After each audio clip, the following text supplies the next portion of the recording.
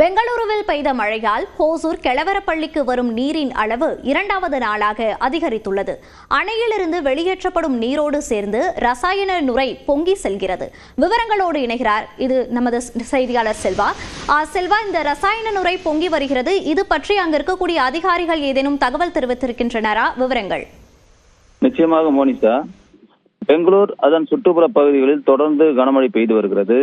அதைத் தொடர்ந்து தென்பெண்ணையாற்று கரையோர பகுதிகளில் தொடரும் மழையினால் அதிகமாக இப்போது கெளவரப்பள்ளி அணைக்கு நீர்வரத்து வந்து கொண்டிருக்கிறது. அதன்படி அணையின் கொள்ளளவானது 44.28 அடியில் இருக்கிறது. தற்போது 572 கன அடி நீர் அணையிலிருந்து வெளியேற்றப்பட்டு வருகிறது. அதே போல் அதே அளவு நீர் வந்து கொண்டிருக்கிறது.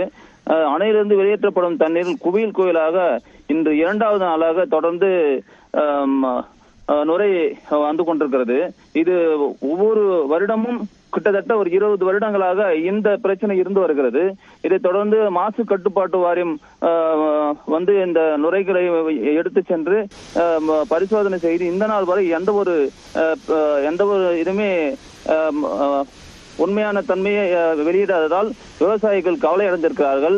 அணையிலிருந்து வெளியேற்றப்படும் இந்த நுரைகளானது விவசாயத்துக்கு உகந்ததா என்று கூட தெரியாமல் விவசாயிகள் தவித்து வருகிறார்கள். இந்த பகுதியில் விளைவிக்கக்கூடிய காய்கறிகள் கூட சந்தையில் சரியான விலை கிடைப்பதில்லை என்று வருத்தம் தெரிவிக்கிறார்கள். தொடர்ந்து அதிகாரிகள் வந்து இந்த நீரை எடுத்து செல்கிறார்களே தவிர இதற்கு சரியான விளக்கமும் அளிக்க மாட்டிருக்கிறார்கள் என்று விவசாயிகள் கோரிக்கை விடுத்திருக்கிறார்கள். தொடர்ந்து விவரங்களை பதிவு செய்தமைக்கு நன்றி செல்வா.